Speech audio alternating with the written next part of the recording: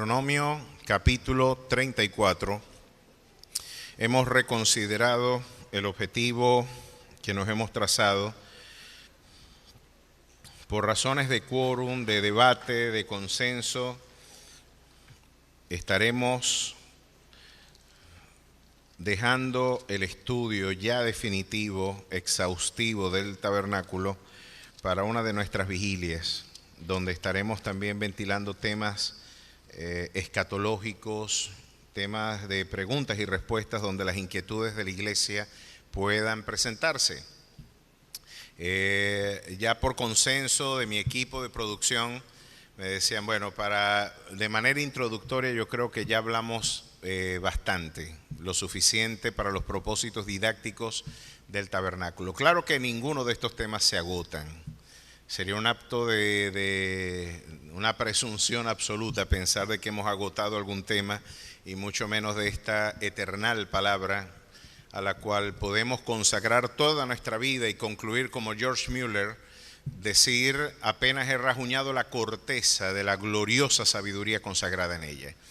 Pero para propósitos magisteriales y como requerimos de mucho tiempo para la exposición detallada de cada uno de los enseres, de los muebles consagrados en este tabernáculo, vamos a estar haciendo, ¿verdad? Ya fijaremos fecha para esto, una vigilia donde podamos consagrarnos al estudio de estos temas. También se me ha pedido el tema escatológico y creo que es un tema que debe ser objeto de nuestra exposición dentro de muy poco, el tema de la segunda venida, de los eventos del porvenir, del acontecer profético, la interpretación, ¿verdad?, que la literatura escatológica y profética, apocalíptica nos ha brindado a lo largo de 2 milenios de exegética cristiana. Veamos cuáles son las orientaciones, las perspectivas que la lectura profética tiene. Vamos a trabajar también con eso porque ya es un tema teniendo presente también la actual condición de la realidad geopolítica contemporánea, ha tomado pues un interés renovado los temas escatológicos, sobre todo por el protagonismo que Israel ha tenido en estos últimos días, el protagonismo que ha tenido el nudo geopolítico que involucra el Medio Oriente, y vale la pena, por razón de ilustración, una vez más meditar en estos principios y meditar en las distintas escuelas de pensamiento que han reflexionado sobre este tema. Bueno, de momento vamos a ocuparnos de nuestro autor, de nuestro personaje, y ya después de más de 7 meses de exposición sobre Moisés, hemos estado por 7 meses, aunque parezca mentira, meditando sobre este personaje. Vamos a despedirnos y vamos a decir un por ahora, una despedida, porque aún la eternidad espera por encontrarnos con él. ¿No le entusiasma a usted pensar que estos personajes que hemos estudiado, dentro de poco usted estará tomándose un café celestial allá con Moisés, con David, con Salomón y nada más y nada menos con nuestro Rey y Salvador Jesucristo? Imagínese las tardes y las conversaciones, los maravillosos encuentros que tendremos con toda esta eternal nube de testigos que de alguna manera nos describe el testimonio sagrado. Pues de momento vamos a estar trabajando en la despedida de Moisés y vamos a recoger algunos pormenores que nos brinden orientación no solo de cómo envejecer saludablemente, porque el tema del envejecimiento es un tema extraordinario en el ámbito gerontológico y los debates antropológicos que esto tiene, sino también en términos de sentido y propósito de vida. Vamos a estar explorando eso y vamos a leer el capítulo 34 de Deuteronomio. Vale la pena leerlo todo, es muy corto este capítulo. Vamos a leerlo y leemos para la gloria del Padre, del Hijo y del Espíritu Santo. Subió Moisés de los campos de Moab al monte Nebo, a la cumbre del Pisga, que está enfrente de Jericó. Le mostró Jehová toda la tierra de Galat hasta Dan, y todo Neftalí, y la tierra de Efraín y de Manasés, toda la tierra de Judá hasta el mar occidental, el Negev y la llanura, la vega de Jericó, ciudad de las palmeras hasta Zoar. Y le dijo Jehová: esta es la tierra de que de que juré a Abraham, a Isaac y a Jacob, diciendo, a tu descendencia la daré, te he permitido verla con tus ojos, mas no pasarás allá. Y murió allí Moisés, siervo de Jehová, en la tierra de Moab, conforme al dicho de Jehová. Y lo enterró en el valle, en la tierra de Moab, enfrente de Bet-peor, y ninguno conoce el lugar de su sepultura hasta hoy.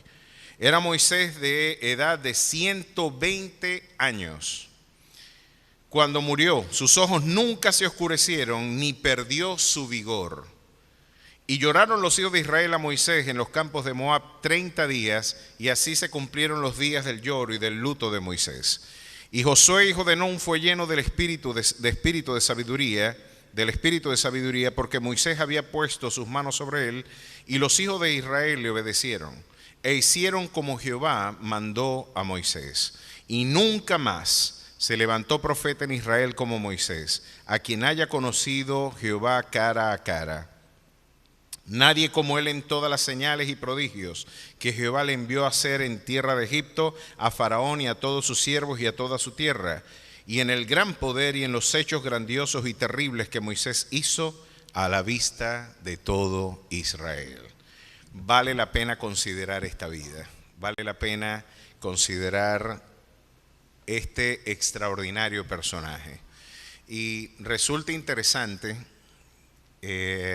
evaluar y considerar cuando cumplí hace muy pocos días 49 años. Yo empecé a meditar y conversaba con mi mamá hace unos días atrás. Le decía que para los años 90 más o menos, yo tendría unos 20 años para aquel entonces, cuando ella estaba leyendo un libro que fue un bestseller para su momento, titulado La crisis de la mediana vida. En la crisis de la mediana vida, yo decía, bueno, no es un libro de mi interés porque yo apenas soy un veinteañero y la verdad no era un libro que yo hubiera tomado para leer. Yo estaba leyendo otras cosas en ese momento. Estaba leyendo filosofía, estaba leyendo a los clásicos, estaba en otro tema. Pero me llamó mucho la atención que mi mamá, en este caso leyendo ese libro, ella ha sido mi mejor coaching. En verdad me ha empujado y siempre está desafiándome. Tú tienes que dar más. Puedes hacer esto. Hemos querido tirar la toalla en algunas actividades académicas y ella la levanta y me la vuelve a poner en el hombro. No, usted echa para adelante y tiene que seguir en esto. Y yo recuerdo que se dio a la tarea de darme un resumen del libro y decía que los hombres entramos en la crisis de la mediana vida, entre otras cosas porque cuando llegamos a ese periodo entre 40 y 50 años, parece que estamos haciendo una reconsideración introspectiva, retrospectiva de nuestra experiencia de vida, y cuando estamos en ese momento de la vida, parece que no hemos logrado los objetivos que nos habíamos trazado cuando teníamos 20 o 30 años. Oye, ¿será que yo estoy en el punto donde yo esperaba encontrarme cuando tendría esta edad? No llegué quizás a la independencia financiera que esperaba, no logré los objetivos que me había trazado, parece que se está envejeciendo el cuerpo y cada día se está haciendo más cuesta arriba la consecución de esos objetivos, y aparentemente esa crisis de interpretación, de perspectiva, es la que pone en crisis al hombre en ese momento de su experiencia vital. Curiosamente, cambios fisiológicos, orgánicos, sociales, la ausencia, ya el síndrome, y más que síndrome, la experiencia del nido vacío en el hogar después de un matrimonio de más de 20 o 30 años, si se casaron jóvenes para ese momento, puede dar nuevos escenarios a la experiencia matrimonial, y por eso hay tantos divorcios también en ese periodo de la experiencia marital. Curiosamente, los 30 años de matrimonio son de cuidado, así como los 5 primeros años, los 9 o 10 primeros años también son de mucho estudio. Hay momentos en donde los matrimonios, las familias y nuestras propias vidas entran en un reacomodo de reinterpretación. Vamos a recrearnos, vamos a replantear el pacto, las perspectivas, las visiones de lo que éramos muy jóvenes cuando debatíamos sobre estos temas, y parece que de manera inadvertida, a través de distintos medios, nosotros refundamos nuestros proyectos y pactos sociales. Bueno, curiosamente los hombres en esta edad entramos en una crisis de perspectivas. No tengo el carro que esperaba tener, no tengo el estatus que esperaba conseguir, no tengo quizás la familia o los logros familiares que perseguía y parece que hay un replanteamiento crítico. El autor de ese libro, me contaba mamá, y ahora creo que voy a buscar el libro, ahora sí me resulta interesante por lo que estamos diciendo.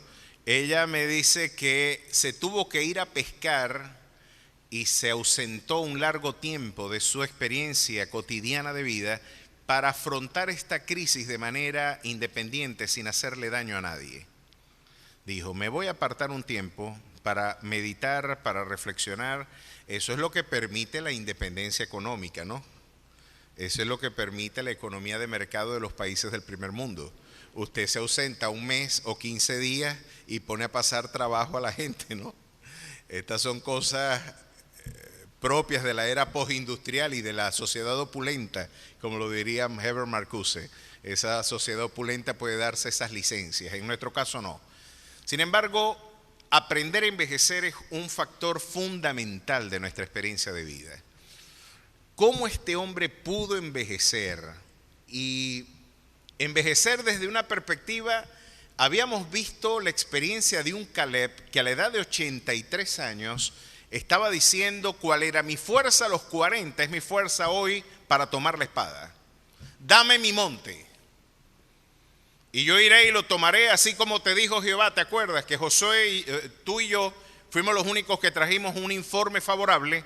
Nos negamos a observar la experiencia y los desafíos desde la perspectiva pesimista de aquellos príncipes que quedaron en el desierto, aquellos que perecieron por razón de su incredulidad. Tú y yo fuimos testigos y levantamos el corazón del pueblo, le animamos a no desmayar, porque si Dios es con nosotros, ¿quién contra nosotros? Esa pujanza de un tipo que a los 83 años diga, ¿cuál era mi fuerza a los 40 es mi fuerza hoy a los 80? Usted puede pensar en eso.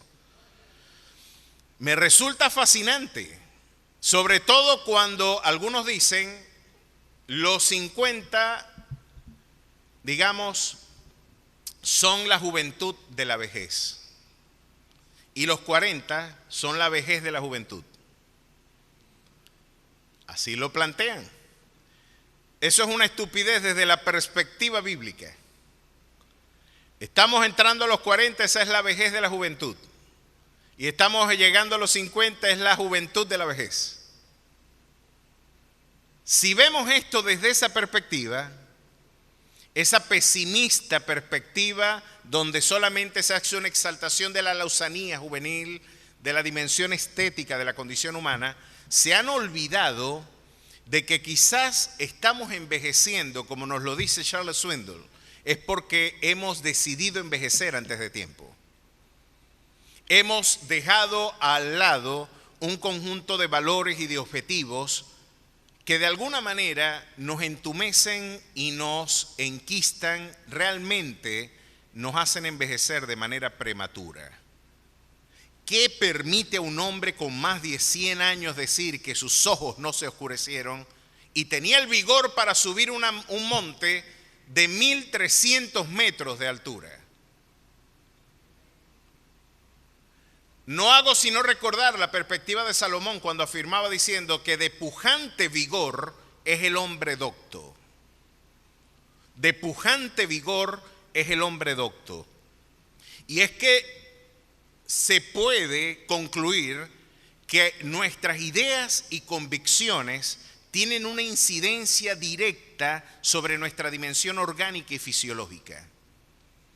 Esto es algo que la Biblia adelanta con creces las investigaciones de la psiquiatría y de la neurología contemporánea. Importa mucho lo que la gente piensa, importa mucho lo que la gente cree. Hay que educar porque existen y se pueden identificar, cuando se hacen escáneres neurológicos, se pueden identificar las instancias de nuestro cerebro que pueden activarse cuando de alguna forma nuestras ideas y convicciones tienen incidencia de alguna manera en nuestra respuesta fisiológica y orgánica. podemos ver cómo el optimismo, cómo la actitud de gratitud y cómo de alguna forma nuestra disposición ante la vida tiene una enorme incidencia en nuestra respuesta a un hormonal. Es interesante ver que vivir la vida de fe de manera correcta puede hacer lo que el mismo autor decía: se van a prolongar tus días. Y lo quizás disfuncional de nuestra experiencia de vida, aún orgánica, tiene que ver, entre otras cosas, con la mala administración que hemos hecho de nuestras emociones y de nuestra conducta. Claro que la ansiedad, la preocupación es un factor detonante de procesos inflamatorios, por ejemplo. La doctora Marianne Estapé, no sé si han seguido, una estrella en las redes sociales, quizás la mejor psiquiatra que disponemos en el mundo en lengua castellana, aparte de Jordan Peterson, que adelanta otro esfuerzo contracultural, en este caso en lengua inglesa. Nos encontramos con Marianne recordándonos de que la preocupación desencadena una hormona altamente inflamatoria, que es la hormona del cortisol. El cortisol y nuestros procesos de angustia permanente, de ansiedad ante el mañana, nuestras incertidumbres, estimulan la secreción de esta hormona que batalla y lucha, en el caso de los hombres, cuando tenemos el cortisol elevado por razones de estrés y de ansiedad, de preocupación, de angustia, porque el cerebro no sabe discriminar entre una amenaza real y una ficticia. Si usted empieza a pensar que las cosas van a ir mal, el cerebro no pregunta si realmente eso está pasando. Si usted dice es que el país no le va a ir bien, es que de aquí no vamos a salir nunca de abajo, es que nos vamos a morir de hambre, es que todo está mal, es que todo obra para mi mal, no para mi bien. Todo el mundo se está congregando y está confabulado para deteriorarme. Y la Biblia dice todo lo contrario. Todas las cosas ayudan sinérgicamente para tu bien, pero insistimos en pensar que están obrando sinérgicamente para mi mal. Bueno, el cerebro no logra discriminar entre esa ideación y la realidad fáctica de ese pensamiento. El cerebro no le importa si eso es verdad o mentira. Sencillamente, si tú lo integraste es por algo y desencadena todo un proceso fisiológico, entre ellos la secreción del cortisol. El que tiene cortisol no duerme bien, porque esa molécula va a luchar con nuestra melatonina, ¿verdad? Con la experiencia, va a luchar con esa hormona y vamos a tener un sueño que no va a ser de alguna manera restaurador. Además, según esta gente, el cortisol es uno de los factores preponderantes para la obesidad. Y eso a su vez va a degenerar en otros tipos de problemas metabólicos, entre ellos la diabetes, problemas cardiovasculares, afecciones de distintos tipos, que esta hormona altamente inflamatoria, que es buena cuando nos encontramos en momentos de peligro y en momentos de adversidad, puede desencadenar. Sin embargo, aún para los hombres, esta hormona es el peor enemigo de la testosterona, que es la hormona masculina. Así que en este caso nos encontramos con un problema que un pensamiento puede comprometer hasta el equilibrio hormonal, hasta el desempeño hormonal, porque la angustia se somatiza a través de estos quebrantos que estoy describiendo. Vamos a dormir mal, vamos a tener el cortisol como un factor inflamatorio permanente en nuestro cuerpo, dolencias, achaques, problemas de sueño y, fíjense, en el caso de los hombres, la transformación de la supresión de la testosterona como hormona que brinda una respuesta en este caso a la identidad, ¿verdad?, masculina. No es de extrañar entonces que nuestras ideas están deteriorando nuestra manera de vivir. Ahora, ¿qué se puede hacer y cómo podemos envejecer de manera saludable? Saben que este es un temazo y creo que Moisés nos está dando una cátedra de cómo este hombre envejeció de manera saludable, y es porque podemos poner como punto número 1, de que Moisés estuvo involucrado en su trabajo hasta el último día de su vida. Yo soy de la opinión que a nosotros nos jubilan en el momento más productivo de nuestra vida.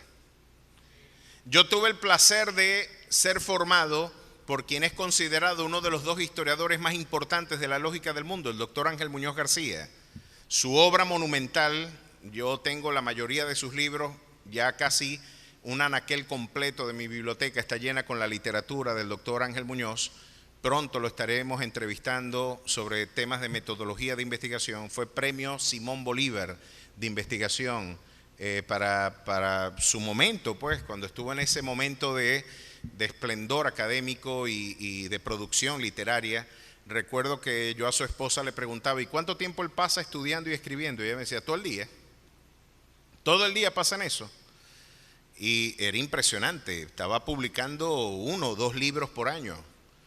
El libro que él le publicó a la Universidad Autónoma de México lo llaman El ladrillo venezolano, porque yo no sé a qué editorial se le ocurrió imprimir eso, una cuestión de este grueso, sobre un comentario de él se encargaba de la reconstrucción histórica del pensamiento lógico medieval, y se dio a dar cuenta incluso en ese proceso de reconstrucción que gran parte de las vacas sagradas del pensamiento contemporáneo habían plagiado de la Universidad de Oxford algunos de los documentos de los lógicos medievales, y por eso era que hablaban tan mal de la lógica medieval y del pensamiento medieval.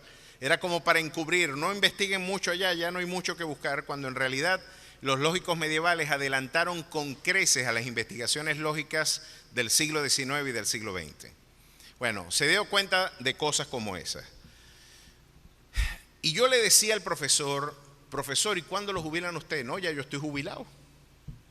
Y yo decía, ¿y lo van a jubilar ahorita? Cuando tiene más que dar. Eso yo creo que es darle un tiro a quemarropa a alguien que está en un proceso productivo. Si la universidad venezolana no hubiera entrado en este proceso de entropía, porque no hay universidad, hay que decirlo, hay que sincerarlo. No hay salarios, la universidad la están manteniendo la dedicación y el amor a la actividad académica que los profesores tienen. No me vengan ustedes a decir que los 40 o 30 dólares que le pueden dar a un profesor mensualmente justifica que aquí no hay vida académica. Y un profesor no puede crecer si no compra literatura nueva y no se pone en la vanguardia de la investigación. No lo puede hacer. Si la universidad hubiera estado bien, a mí me correspondería jubilarme el año que viene. ¿Qué les parece? Porque yo tuve 5 años de experiencia docente antes de graduarme, y el año que viene estuviera cumpliendo 20 años más. Según los cómputos administrativos, a mí me correspondería pedir mi jubilación después de 25 años de servicio el año que viene. ¿Cómo me van a jubilar a mí en el momento en donde yo considero que podría dar más? Es más, no es que yo estoy dando el momento, este culto a la lozanía posmoderna, está haciendo envejecer a la gente antes de tiempo. Si los intelectuales de mayor reconocimiento mundial y de mayor influencia a sus 83 años están dictando cátedras en las mayores universidades del mundo, ¿por qué nosotros vamos a jubilar y vamos a distanciar de sus actividades a una persona que de alguna forma todavía tiene tanto para dar? Yo creo que Moisés nos está dando un ejemplo. Él sirvió al Señor, y esto es para poner las barbas en remojo nosotros los pastores y los líderes. Sirvió al Señor hasta que el Señor lo llamó. Si me retiro, no me voy a retirar de la gente y de la palabra de Dios. Porque como muy bien nos lo han recordado, solamente hay 2 cosas eternas en las cosas que usted está viendo aquí. 2 cosas eternas en las que nosotros podemos lidiar. La gente, porque tendrá vida eterna, y la palabra de Dios, que se va a secar la hierba y se va a marchitar la flor, pero ella permanece para siempre. Si usted quiere dedicarse a algo que no perece, vamos a ocuparnos en la gente y ocupémonos en la palabra. Si estos 2 aspectos eternos son objeto de su labor, de su búsqueda, usted va a envejecer de manera satisfactoria también como Moisés. Así que la tarea número 1 es en primera instancia no creerse todavía. Yo prefiero pensar como Moisés. Chico, puedo a los 80 años todavía echar una caimana de futbolito. Ahora, así no. Yo estoy administrando mal mi cuerpo. Y yo no tendré que reprocharle al Señor, oye, pero yo te serví toda la vida y ahora estoy todo machucado. Bueno, pero deja de comer tanto, me podría decir el Señor. Anda a hacer ejercicio. Tenés que ser un mayordomo también de tus espacios. O vos que creéis que ese entumecimiento, la comodidad contemporánea le viene bien a tu cuerpo. Moisés estaba caminando, él no tomaba carrito. Moisés subió al monte a pie, no en un ascensor o en un teleférico. Nos envejecemos porque nos decidimos detenernos. Decidimos paralizarnos. No quisimos seguir buscando y moviéndonos. Es interesante, miren este poema formidable. Me traje el celular, menos mal que lo vi, para recordarme. Miren este poema. A mí me resultó interesantísimo. Parece más, a ver si lo puedo poner más grande para leerlo bien. Miren lo que dijo este poeta anónimo. Es demasiado tarde. Nada es muy tarde. Catón a los 80, el griego dominó. Su gran Edipo, Sófocles, con su pluma escribió, después de los 80. Y Simónides, aventajando a sus contemporáneos, como poeta triunfó. Y cada uno de ellos, al lograrlo, 80 y más de años de edad acumuló. Teofrasto, a los 90, caracteres morales entonces comenzó. Chaucer, en Woodstock, junto a sus ruiseñores, compuso a los 70 los cuentos de Canterbury. Goethe, en Weimar, afanoso hasta el fin, después de los 80, el Fausto completó. Entonces, ¿qué? Nos sentaremos ociosos y diremos, la noche ha llegado, el día ya se acabó. No, la edad provecta, es decir, la edad madura, no es más que una ocasión que puede ser tan buena como la juventud, solo que en otro traje, y mientras el crepúsculo de la noche se va, con estrellas invisibles de día, el cielo se guarnece. Miren todo lo que estos hombres lograron después de los 80.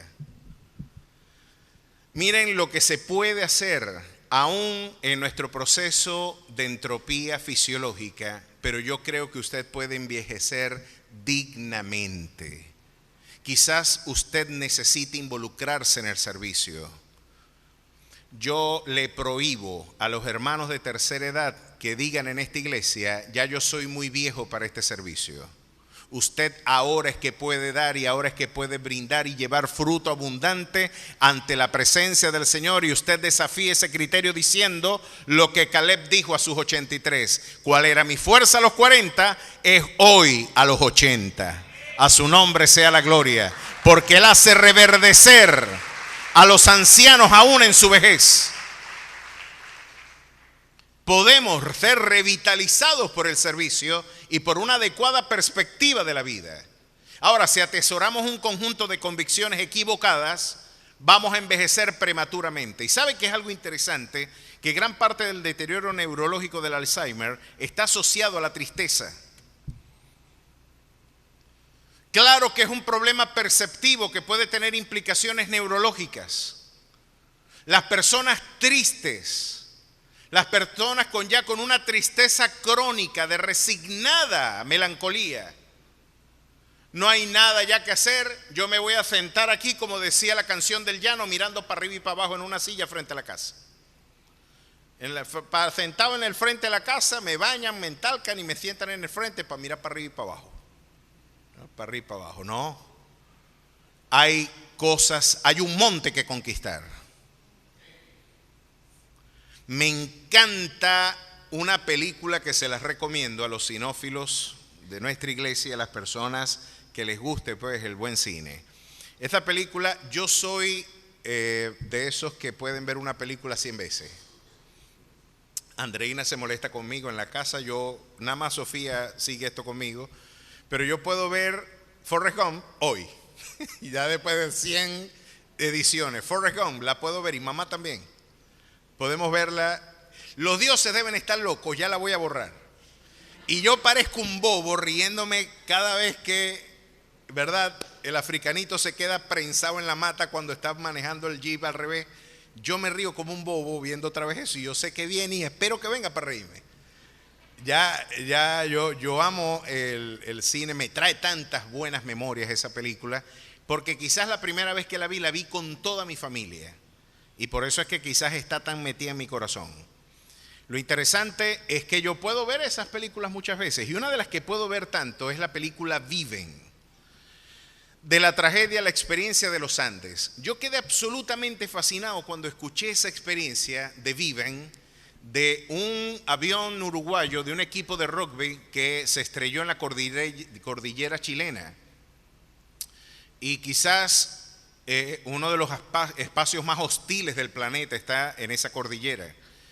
De hecho, el monte más difícil de escalar en el mundo está en Chile, el Monte Torre. Supuestamente, hasta donde mi información llegaba, era un monte de muy difícil acceso. Imagínense estrellarse en una cordillera de esa naturaleza, con abruptas pendientes difíciles. Bueno, es una peliculota, una película formidable, entre otras cosas porque es de la vida real. Nando Parrado, que es un protagonista y un personaje de la vida real, uno de los grandes empresarios y conferencistas motivacionales que tiene el Uruguay, y creo que su proyección ya es internacional, todos esos sobrevivientes de los Andes tuvieron que comerse a los cadáveres de los difuntos para poder vivir, comerse a sus propios familiares. Usted puede creer, comerse a esa gente. Coche Andrade se negaba a comer y quizás fue uno de los que más padeció, y por eso cuando lo rescataron era huesos con piel. Después de creo que cerca de 3 meses estuvieron ellos perdidos, estuvieron un prolongado tiempo perdidos. Ellos mismos escucharon por la radio cuando dijeron abandonamos las búsquedas de la aeronave, no la vamos a conseguir, y ahí ellos se entregaron. Imagínense esa situación límite. Que ya no nos van a buscar, estamos condenados a morir. Cuando se acabe el último cadáver y se muere el último de nosotros, pues algunos se sentarán en el frente de la aeronave mirando para arriba y para abajo para ver cómo se muere. Y a lo mejor nosotros tenemos esos escenarios frente hoy. Y alguien podría decir, no voy a emprender un negocio porque ya con mis 70 u 80 años no puedo ser exitoso. Pues no vea la historia del fundador de Kentucky Fried Chicken. Ojalá que mi profesor no me regañe por allí, ¿verdad? Y Mariana también, ojalá que lo haya dicho bien. Lo cierto es que él, creo que ya entrado los 70, había elaborado ya ese emprendimiento. Pero usted podrá sentarse, al igual que estos jóvenes, a decir, no me resta sino esperar cómo morirme. Nando Parrado fue uno de los que se golpeó de manera más severa cuando impactó la nave, y creo que después de 15 días él logró despertar del estado en el que se encontraba. Se despertó. Cuando se despertó, vio a su mamá y a su hermana moribundas, murieron ambas y las enterró. Despertarte de un estado de inconsciencia en un momento, en un lugar hostil, donde después una avalancha termina matando a un grupo importante de supervivientes, y tener que afrontar esos desafíos cada día, límites. Se convirtió, les recomiendo esa película, porque les pone a ustedes en perspectiva frente a la austeridad que muchas veces tenemos que vivir y la forma en la que podemos emerger de nuestras crisis si reposamos en confianza en el Señor. Pero el punto clave es cuando Nando Parrado en una de sus conferencias dijo algo que me obligó a ver esa película. Cada vez que la veo me recuerdo de estas palabras de Nando, Fernando Parrado. Miren lo que dijo él. Yo llegué a un momento en donde tuve que decidir lo más difícil que un hombre tiene que decidir. Decidir cómo morir. Yo voy a decidir si me muero sentado esperando que me llegue la muerte o me voy a morir caminando. Yo decidí morir caminando. Y una sola decisión donde él se negó a quedarse en el sitio donde estaba. Es interesante que Moisés también salió de un área de confort para poder vivir todo el esplendor que hemos visto en su vida. Dijo, yo decidí morir caminando. Nunca me imaginé que 23,000 pasos me distanciarían de la supervivencia. Marchaba y cada paso le pedía permiso al otro para dar y decir, pues me moriré caminando, pero no me voy a morir esperando a que me llegue la muerte, yo me voy a morir peleando. Curiosamente, ese hombre conquistó cumbres y cuando veía solamente páramos de hielo y dijo, sigamos adelante. Sigamos adelante. Viktor Frankl, el padre de la logoterapia, observó que los únicos supervivientes en los campos de concentración nazi eran los que tenían abrazada de forma indefectible la esperanza en su corazón. Solamente aquellos que creían que podían emerger de ese abismo fueron los que lograron sobrevivir. Y es que la esperanza tiene un factor de enriquecimiento aún fisiológico. Y él decía, en alguno de esos valles debe haber un espacio verde que nosotros no vemos. Y caminó hasta que llegando a una cumbre vio un valle verde, descendieron del monte, un campesino los vio y empezó la historia de la restauración de esos jóvenes. Después llegó Nando a rescatar en un helicóptero y dejó sorprendido al mundo cómo esta experiencia límite y la determinación de estos jóvenes pudo brindar un nuevo comienzo a ese equipo de rugby, a esos jóvenes que hoy nos siguen inspirando porque decidieron morir caminando. Hoy, más que decidir cómo morir, usted tiene que decidir cómo vivir.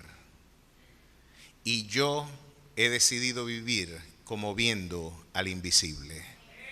¿Cuántos dan gloria a su nombre? ¿Cuántos quieren seguir caminando y marchando? Siga poniendo un paso más adelante. Las cosas no van a ser como las realidades lo indican.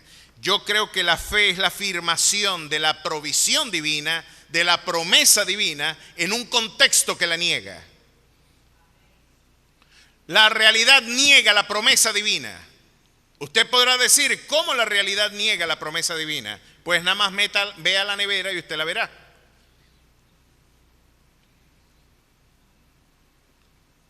Como dicen en Maracaibo, nada más ve carne cuando yo meto la mano para sacar el agua. Es la carne que ve. ¿Y cómo está la nevera? Hielo arriba y agua abajo, como el Polo Norte. Y usted puede meditar y los medios de comunicación oficiales dirán que esto es una maravilla de país, pero la nevera no miente. El televisor sí es mentiroso, la nevera no. La nevera brinda una descripción real de cómo usted está viviendo. Esas realidades parecen desmentir la promesa divina, pero usted tiene que decidir cómo caminar y cómo vivir. Y Moisés decidió vivir y caminar como viendo al invisible. Mis ojos revelan austeridad y privación. Mis ojos revelan que no hay salidas, que no hay rumbos, que no hay esperanza.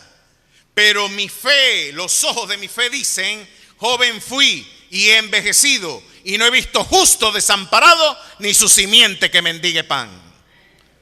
Los ojos revelan que yo no puedo porque no hay fuerzas en mí, pero los ojos de la fe siguen diciendo, todo lo puedo en Cristo porque Él me fortalece. Aleluya. Miren qué extraordinaria. Así que tenemos a un hombre que se involucró hasta el final y que decidió morir caminando. De hecho, llegó en pie hasta el lugar de su sepultura. Pues que el Señor nos consiga también caminando, accionando, predicando, proclamando, adelantando esfuerzos de defensa del Evangelio, de proclamación. Nos tiene que conseguir, hermanos, no envejezca prematuramente. no envejezcamos prematuramente. Creo que podemos, de integrar esta perspectiva de vida, de nosotros poder imitar la fe de este hombre, de nosotros poder hacer propia esta conducta, podemos llegar a los mismos resultados. Ya nos lo decía el autor de Hebreos, que consideráramos la fe de nuestros pastores y evaluáramos el final de su conducta para poder imitarlos. Pues yo creo que esto es digno de imitar. Poder llegar a los 120 años con el mismo vigor de los 40. Su ojo no se oscureció y la vitalidad que le fue propia, porque es una vitalidad que deriva de la comunión íntima con su Dios, porque nuestra comunión con Dios es una experiencia terapéutica aún para nuestra carne, para nuestro cuerpo y aún para nuestros huesos, como lo dice el salmista. Pues esa relación con Dios es el factor de vitalidad fundamental de tu vida. Tenemos entonces un hombre involucrado. Tenemos un hombre que fue humilde. Y me llama mucho la atención de la humildad de Moisés, a pesar de los logros, a pesar de la del formidable esfuerzo y todos los portentos y maravillas. Miren qué extraordinario epitafio, ¿no? Usted se puede imaginar qué dirá la lápida nuestra cuando muramos. Miren, mi abuela paterna vivía al lado del cementerio Redondo de Maracaibo. El fondo de la casa era el cementerio, imagínense eso. Una vez parece que salió una tipa espelucada y mi tío pegó un grito terrible, vio una tipa y creía que había visto algo, ¿no? Sí, en el fondo de la casa, y nosotros de muchachos nos brincábamos para aquel lado, porque habían en algunas tumbas tenían hasta pescaditos. Íbamos a ver los guppies, los pescaditos que estaban ahí, y me llamaba, había una fascinación por ver lo que decían las inscripciones, las lápidas, ver las fechas. Vamos a ver cuál es el muerto más viejo que conseguimos. Y conseguíamos muertos del siglo XIX y veíamos cosas, y este se murió hace 100 años, y este se murió hace 200. Dígame, cuando fuimos para Avaria, nos montaron en la cumbre de Avaria, estaba el cementerio. Entonces el señor Félix, que era nuestro vaquiano, decía, este se murió de viruela, este se murió, y nos echaban los cuentos de la vida de esa gente, ¿no? Y es como estar en una película. Este se murió, ¿sabes por qué? Porque llegó envalentonado y quiso acabar una fiesta a punte tiro. Y echó unos tiros, pa, pa. Y mi tío, que era el tío de él, le dijo, chacho, te volviste loco. Y le tiró una puñalada así y lo hirió en la ingle. Y él dice, esto es nada para mí. Y agarró así la sangre, la puso en el dintel y cayó seco. ¡Pah! Dice, y así se murió. Y así murió. Y ahí está enterrado este que dijo que esto es nada para mí. Y ahí se nos quedó el dicho, esto es nada para mí. Esto es nada para mí. Naguará, ahí está el féretro. Usted ve y puede ver esas historias, que es fascinante, ¿no? Historias y féretros. Bertrand Russell decía en su libro ¿Por qué no soy cristiano? Cuando yo muera no voy a ir ni para el cielo ni para el infierno, solamente gusanos van a estar comiéndose mi carne, eso es lo único que va a pasar. Debe ser tremendo el epitafio de un ateo, ahí se acabó todo. Es terrible, ¿no? Pensar que sus afectos, sus arraigos, sus perspectivas, no vale la pena vivir una vida que no tenga proyección eterna. Y es como diría el doctor, nada más y nada menos que el rector de la Universidad de Salamanca, don Miguel de Unamuno, donde en El sentimiento trágico de la vida, en su libro, él decía, yo me niego a morirme, no me da la gana morirme. Como si la vida orgánica fuera la única proyección posible de vida eterna. Pues claro que es angustiante la vida, y usted puede conocer mucho por los epitafios de alguna gente. Pero la humildad de este hombre, miren qué se puede escribir en el epitafio de un hombre como Moisés. Y nunca más se levantó profeta en Israel como Moisés. A pesar de que lo querían apedrear, ¿A usted se le puede ocurrir que un hombre al que el Señor haga esta evaluación de vida estuvo a punto de morir en manos de la misma gente que él dirigía? A él lo intentaron matar varias veces. No lo aguantaban. ¿Hasta cuándo? Es que nada más habla Dios a través de él. El espíritu de Coreno, que muchas veces emerge en nuestras asambleas como una respuesta clara a lo que el espíritu anticipaba de los postreros tiempos. Aquellos que estarán en abierta rebelión a las figuras de autoridad. Él tuvo que lidiar con varios brotes y episodios de esta naturaleza, donde se le reprochaba: todo lo malo que hemos vivido es por tu culpa. En Egipto estábamos mejor. Sin embargo, el Señor insiste: nunca más se levantó profeta en Israel como Moisés, a quien haya conocido Jehová cara a cara. Miren qué extraordinario epitafio. Nadie como él en todas las señales y prodigios que Jehová le envió a hacer en tierra de Egipto a Faraón y a todos sus siervos y a toda su tierra, y en el gran poder y en los hechos grandiosos y terribles que Moisés hizo a la vista de todo Israel. A pesar de lo que decían de Moisés, Moisés le daba toda la gloria a Jehová. Y creo que ese es el testimonio de humildad, el reconocer hasta dónde yo soy el participante de mis logros y reconocer hasta qué punto es Dios el artífice de mis victorias. Le pregunto yo a usted, por encumbrada que sea su labor, por formidable que sea su legado, ¿fue su fuerza la que dio razón de su triunfo? ¿Ha sido su desempeño profesional, académico, económico, administrativo, financiero, gerencial el que da razón de sus victorias? No. Moisés, como ya lo veremos en su cántico, ese Dios es eterno y él, como lo dice claramente en su palabra: ved ahora que yo soy y no hay dioses conmigo, yo hago morir y yo hago vivir, yo hiero y yo sano, y no hay quien pueda librar de mi mano, porque yo alzaré a los cielos mi mano y diré: vivo yo para siempre. El hombre humilde será exaltado, y la humildad es reconocer mi miseria sin el concurso de la intervención divina. Humildad es reconocer que mi naturaleza, y esto no es falsa piedad o falsa modestia, es la realidad. Somos nadie sin Cristo.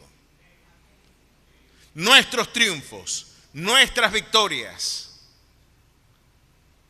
aún nuestros galardones, porque la iglesia galardonada, tipificada en los 24 ancianos de la descripción del capítulo 5 del libro de Apocalipsis y del capítulo 4, cuando vieron al que está sentado en el trono y cuando vieron también al Cordero de Dios que quitó el pecado del mundo, al león de la tribu de Judá, del linaje de David, que era digno de abrir el libro y desatar sus 7 sellos, esos 24 ancianos dieron gloria, honra y poder al que vive y reina por los siglos de los siglos, y quitándose las coronas, las arrojaban delante de él, porque hasta nuestros triunfos y victorias se las debemos a él. Se prepara el caballo para la batalla, pero es de Jehová el dar la victoria. A su nombre sea la gloria. Así que usted, con humildad, afronte el mañana y reconozca que no hay fuerzas en usted. Yo prefiero, fíjense, si usted lo ven en una sociedad de resentidos, donde el triunfo ajeno se resiente y hace crujir los dientes, el envidioso lo que no ha entendido es que los triunfos que él envidia, el auténtico artífice es Dios. En vez de, como Caín, envidiar a Abel, ¿por qué no te arrimas a la fuente auténtica de bendición y provisión? ¿Por qué no te integras y no vives una vida de comunión abierta en vez de estar mirando el pasto del vecino? Porque siempre el pasto del vecino es más verde que el nuestro. Hasta que usted se muda para el lado. Entonces le compra la casa al vecino y dice: chico, pero la verdad es que el mío era más verde. Usted no tiene que compararse con nadie. Si usted ve que alguien triunfa, dele la gloria a Dios, porque después de todo fue Dios el artífice del triunfo del hermano. No resienta ni cruja los dientes como nuestra cultura resentida nos ha enseñado. Las sociedades coloniales hicieron de el resentimiento social y hicieron también de la sospecha frente a la virtud y el triunfo, un instrumento de poder. Ese es muy virtuoso, hay que mirarlo raro, porque es peligroso nuestro sistema burocrático. La virtud es peligrosa porque él se sostiene por méritos propios, no por adulaciones. Este sí tiene el puesto porque se lo merece, no porque yo estaba jalando mecates al jefe. Claro, yo conseguí un cargo de matemático sin saber matemática porque le llevaba café al director de la escuela todos los días. Este sí sabe matemática. Claro que la virtud hace temblar un sistema de burocracias corruptas. Pero usted de nosotros vivir, porque de allí nos ha traído el Señor, y usted ver la virtud ajena, lejos de usted enquistarse, enmelcocharse en esa tóxica experiencia de la envidia, para que usted pueda envejecer de manera saludable, aprenda con humildad a darle toda la gloria al Señor. Y una de las formas de ser humilde es entender que la fuente de tu provisión y de tu victoria no son tus fuerzas, sino las de Él. Si usted reposa en esa convicción, usted envejece sin ansiedad. Aprended de mí que soy manso y humilde de corazón y encontrará reposo vuestras almas. No hay reposo porque todavía hay soberbia. La humildad nos hace descansar. La humildad nos relaja. Es el Señor el que va a salir al frente. Él es el que estará delante de mí, cual poderoso gigante. Y por supuesto, una perspectiva de vida. Ya hemos visto que involucrarse, ser humilde y el fenómeno perceptivo quizás es el fenómeno más importante de todo este proceso. ¿Qué pensamos? ¿Cómo interpretamos? Me encanta ver a Moisés reflejado en el Cántico de Moisés en el capítulo 32 del libro de Deuteronomio. Voy a tomar con algunas pinzas las perspectivas teológicas que Moisés integró. Miren, es interesantísimo las ciencias que hoy la neuroteología, por ejemplo, como un incipiente ámbito de investigación, ha demostrado que ideas correctas de la fe se traducen en estímulos terapéuticos para nuestra respuesta orgánica. En palabras más o palabras menos, la sana doctrina te preserva aún tu salud. Y estamos hablando no solamente del espiritual, que es evidente, sino que pensar de manera correcta, vas a llorar menos, tendrás un enfoque de vida mucho más adecuado y es lo importante, tu carne necesita, como decía el salmista, esa carne anhela la presencia del Señor. Mi carne te anhela para ver tu poder y tu gloria, así como te he mirado en el santuario. Necesitamos ver a Dios, necesitamos comprender a Dios, necesitamos bautizarnos en su palabra, llenarnos de ella para poder vivir esa experiencia de longevidad, de envejecimiento, y podemos morir en un accidente, pero nunca moriremos accidentalmente. Hoy yo estoy de alguna manera afrontando, y les ruego todas sus oraciones, por mi querido pastor, mentor, maestro Gerardo de Ávila.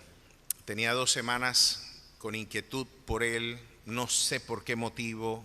Fíjense lo increíble, ¿no? Uno siempre atendiendo cualquier cantidad de eventos.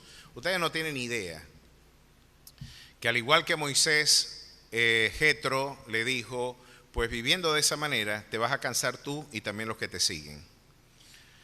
Delegar funciones, delegar administrativamente aspectos de la iglesia es importante para la labor pastoral, porque a veces perdemos el bosque por seguir el árbol. No es el tema de hoy. Sin embargo, por 2 semanas tuve la inquietud con él y lo llamé anteayer preguntando para saber cómo estaba él. Me pareció muy raro que no me respondiera, él de inmediato me respondía. En la noche, yo lo había llamado en el mediodía, como 6 horas después, 7 horas después, Me llama su esposa y me dice: soy Carmita, Gerardo sufrió un accidente, tuvo una fractura de esternón, sufrió un derrame hemorrágico, un derrame cerebral, y lo entregaron en el hospital porque ya le queda poco para morir, ya está a punto de morir. El hermano Gerardo de Ávila, yo tengo más de 30 años conociéndolo, 30 años de mentoría, 32 años de labor magisterial impecables, por lo menos fue mi experiencia. Él tendría ya cerca de 70 años de ministerio. 70 años de ministerio debe tener el hermano Gerardo de Ávila. Es decir, ya cuando yo nací, ya él era viejo en el ministerio, un hombre con toda la experiencia ministerial. Él nos decía como factor terapéutico, esta frase es de él: yo podré morir en un accidente, pero nunca moriré accidentalmente. Y la forma en la que yo salga del mundo es irrelevante, porque alguien, como dijo Juan el Bautista, o como podríamos entender más bien de Juan el Bautista, ¿qué sentido tiene que el hombre más grande que ha parido la historia, aparte de nuestro Señor Jesucristo, Juan el Bautista? Porque Jesús dijo de él que de los paridos de mujer, ninguno como Juan. No lo dijeron los discípulos de Juan y los amigos de Juan, el aparato de propaganda de Juan, lo dijo Dios. Imagínense la objetividad y el rigor de esa evaluación. De los paridos de mujer, ninguno como él. Morir decapitado por el deseo de una stripper, de una bailarina sensual, ya de una bailarina erótica, y quedar en las manos de un corrupto como Herodes el tetrarca, un inefable corrupto más, que sigue engrosando las listas de los corruptos que se han enquistado en el poder.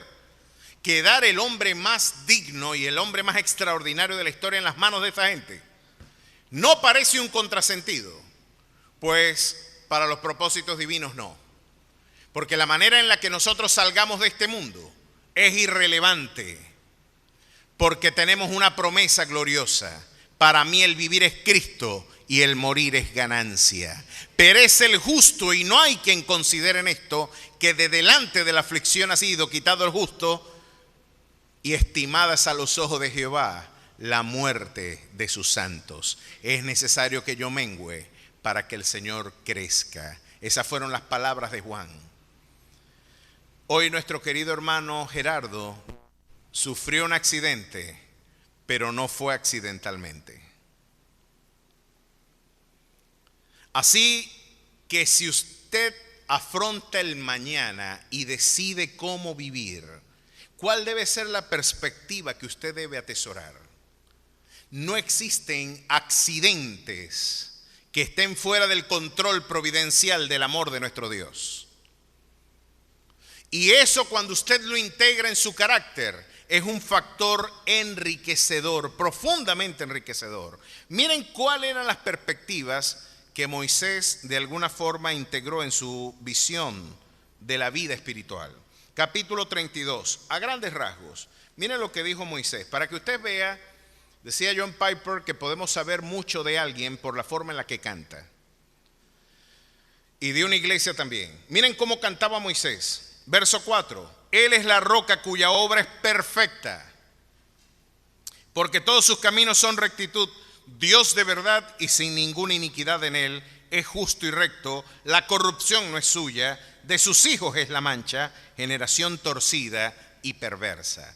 Miren la perspectiva de la santidad de Dios que Moisés había integrado en su visión teológica.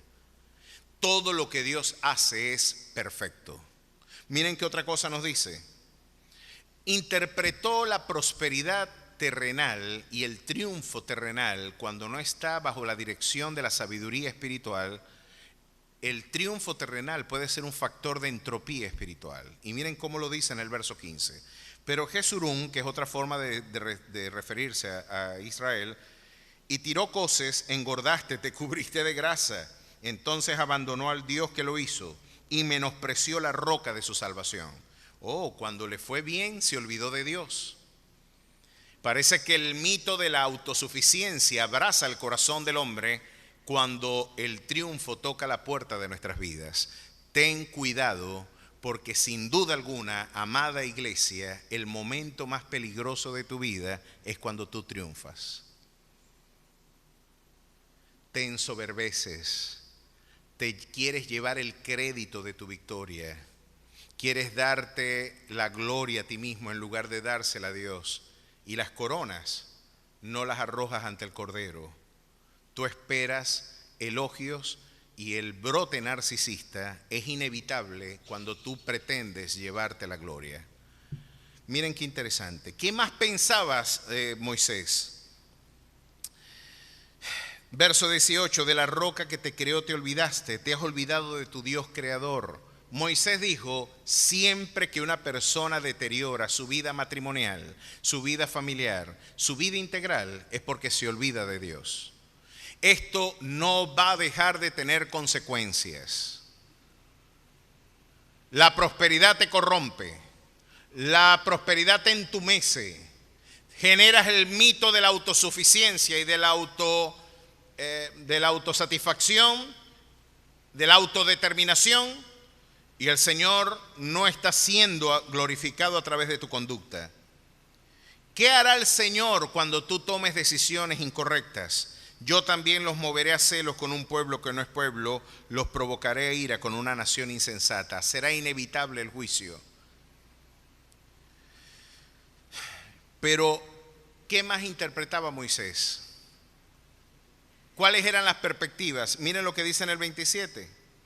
De no haber temido la provocación del enemigo, no sea que se desvanezcan sus adversarios, no sea que digan, nuestra mano poderosa ha hecho todo esto, y no Jehová, porque son nación privada de consejo, y no hay en ellos entendimiento. Ojalá fueran sabios, que comprendieran esto, y se dieran cuenta del fin que les espera. ¿Cómo podría perseguir 1 a 1000, y 2 a 0 ir a 10,000, si su roca no los hubiese vendido, y Jehová no los hubiera entregado? Porque la roca de ellos no es como nuestra roca, y aún nuestros enemigos son de ellos jueces. Miren cómo pensaba Moisés. ¿Pensamos igual? Miren, si yo pongo esto en perspectiva, aquí todos saben cuánto yo admiro a la Escaloneta, a Messi, y el que hable mal de Messi es enemigo mío. Por ahí hay varios de la falsa doctrina del Real Madrid que estamos orando por ellos. Estamos orando para que Dios ilumine los ojos de su entendimiento y pues salgan de la secta ronaldiña y puedan entrar en la sana doctrina. Todos sabemos el cariño que le tenemos y podemos relajar y echar broma con esto.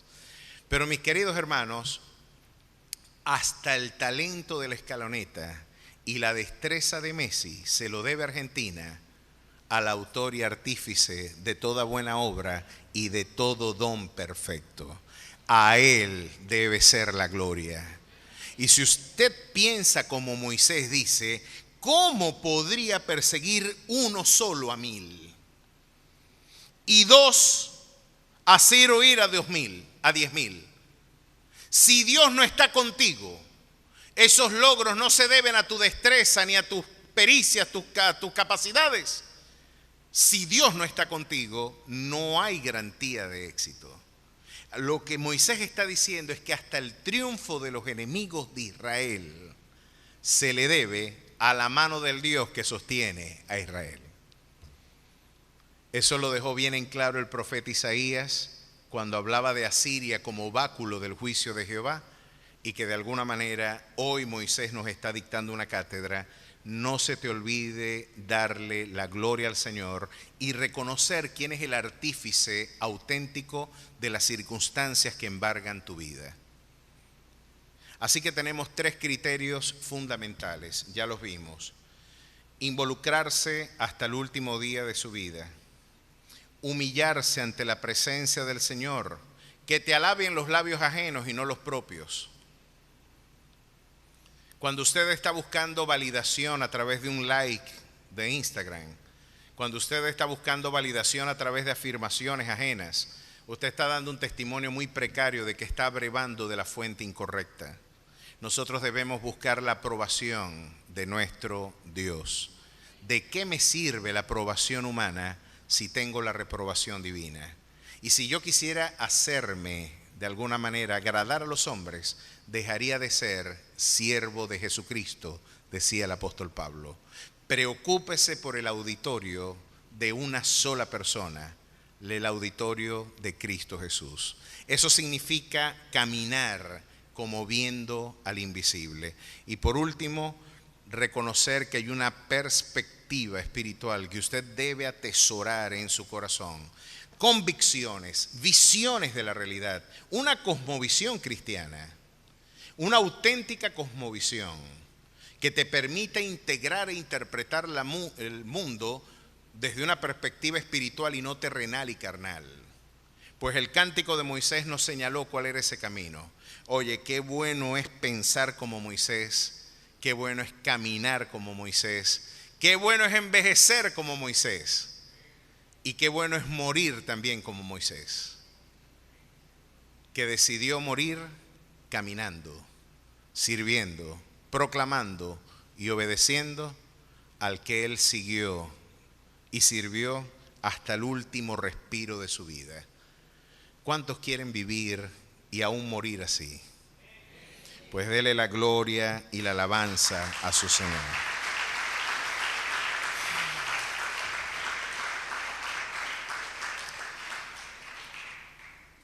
Ya con esto concluyo. Invito a los músicos que estén pasando al frente, porque miren qué interesante es que miren hacia atrás e interpreten nuestra vida. Una breve exégesis de la vida de Moisés nos deja grandes lecciones. Yo quiero envejecer así. Yo quiero ser un viejo fuerte. Yo quiero ser un hombre que hasta el final de mis días, si así el Señor lo permita, yo pueda predicar su palabra. Una vez dijo Gerardo, yo quisiera morirme predicando. Lo que pasa es que si me muero predicando, los supersticiosos de la iglesia van a decir que estoy en pecado y que un juicio de Dios vino sobre mi vida. Por eso ahora estoy pensando en morirme de otra forma. Que Dios bendiga a mi querido pastor y que el Señor lo levante, porque puede hacerlo nuestro Rey y Salvador. Y si ha decidido llevarle, porque Él batalló por largas décadas en el servicio y en la proclamación de su palabra, que al igual que Moisés, todo el vigor y la fuerza del Señor, Él pueda hoy, al igual que los 24 ancianos, poner esa corona a los pies del Cristo al que hemos servido y darle toda la gloria y la excelencia. Miren cómo pueden ver tu vida. ¿Se imagina usted que puedan mirar, mira lo que dejó, mira lo que hizo? Mira la herencia, no lo material que dejó, mira el legado, la herencia que dejó en las vidas de ese pueblo. Si usted ve en el capítulo 11, verso 24, así el Señor miró en perspectiva desde la eternidad. Siempre en la cumbre del monte se ven las cosas mejor. Siempre desde la perspectiva eterna la vida es evaluada de forma objetiva y auténtica. Por la fe Moisés, hecho ya grande, rehusó llamarse hijo de la hija de Faraón. Si usted quiere la vida de Moisés, tiene que rehusar los placeres temporales de este siglo y de este mundo. Porque el que se hace amigo de este mundo, se hace enemigo de Dios. ¿Qué más hizo? Escogió antes ser maltratado con el pueblo de Dios que gozar de los deleites temporales del pecado. Escoja la vida eterna. Escoja aún el vituperio de Cristo. Abrace aún la austeridad, la privación, la frugalidad de vivir una vida de consagración y de búsqueda de su presencia. Rehúse Egipto y persiga a aquel que es el autor y consumador de nuestra fe, teniendo por mayores riquezas el vituperio de Cristo que los tesoros de los egipcios, porque tenía puesta la mirada en el galardón. Considere usted qué es lo que usted perseguirá, qué es lo que usted mirará, hacia dónde usted se dirige. Pues Moisés caminó y se sostuvo porque miró como viendo al invisible. ¿Cuántos quieren mirarle? ¿Cuántos quieren vivir? Si usted lo mira, al igual que aquella serpiente que fue levantada en el desierto, usted también será eximido de la condenación y Dios le regalará una eternal vida ante su presencia. Póngase de pie y dele la gloria y la alabanza al que vive y reina por los siglos de los siglos, al Dios que es artífice de nuestras victorias. Qué buena manera de vivir. Qué buen viaje la que tuvimos con Moisés. Qué experiencia maravillosa, qué extraordinaria sabiduría nos dejó el Señor a través de su testimonio. Hoy quizás usted necesita, al igual que Moisés, salir de Egipto. Hoy usted también necesita caminar como viendo al invisible, o mejor aún, encontrarse cara a cara con el Maestro. Porque el Jesús al que el mismo Moisés profetizó, hoy abrió un camino expedito ante la misma presencia del Señor, donde usted y yo podemos tener la gloriosa bendición de poder encontrarnos en el altar sublime, en el trono sublime de su gracia, y al igual que decía el autor sagrado, encontrar oportuno socorro para el tiempo de nuestra necesidad. ¿Necesita usted de esa fuente? ¿Necesita conocer al Maestro? ¿Necesita conocer al Dios de Moisés, el Dios de Abraham, de Isaac, de Jacob? Pues Él se reveló humanándose y pudimos ver su gloria como la del unigénito Hijo del Padre. Ese Jesús es el que predicamos, es el profeta, el sacerdote, el rey que anunciamos, el Dios al que nuestra vida está rendida.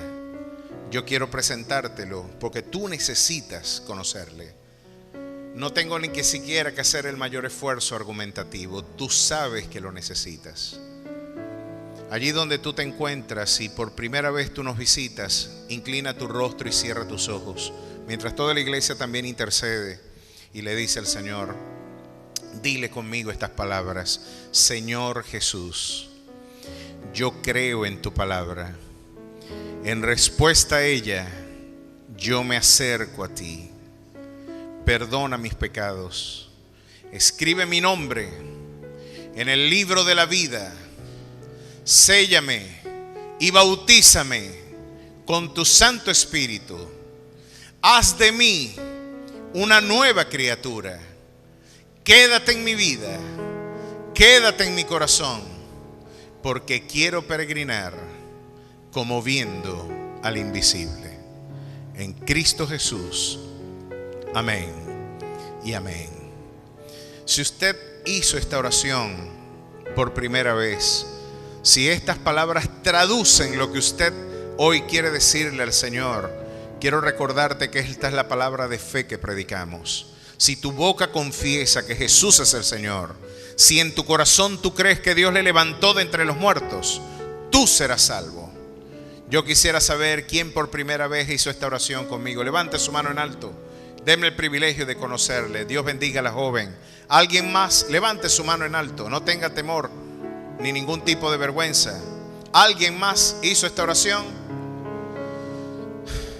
Dios bendiga a aquellas vidas que la han hecho. Vamos a invitarles con un fuerte aplauso. Pasen acá. Denme el privilegio de orar por usted.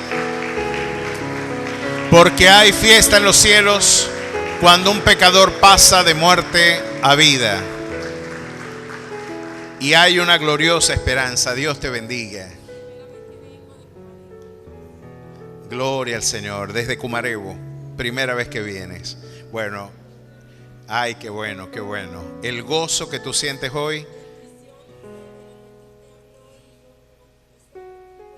Sí, el mismo Señor lo impele en tu vida. Hay fiesta en los cielos en este momento. Aquí no hay ni la mitad de la fiesta.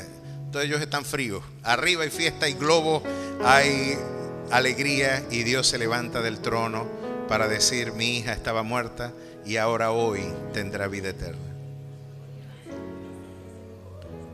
¿Hay gozo en tu corazón? Pues ese gozo es la fortaleza que el Señor te regala. Nos está diciendo toda la experiencia maravillosa que ha vivido desde que entró, que no se explica por qué lo siente así, Pues la explicación es porque el Señor ha querido tocar tu vida y hoy quiere que tú seas templo y morada de su presencia. Vamos a orar por ella. Quédate acá, vamos a orar. Ponga su mano hacia este lugar y oremos por esta preciosa vida. Dios y Padre Celestial, gracias, porque esta es tu obra sublime, maravillosa, extraña obra. La que sigue, oh Dios, conmoviendo nuestros corazones. La que sigue, oh Dios, conmoviendo nuestras entrañas. La que tú sigues haciendo en medio de los tiempos. Y en medio de los tiempos te ha placido darla a conocer. Oh Rey maravilloso, gracias porque hay fiesta en los cielos cuando un pecador pasa de muerte a vida.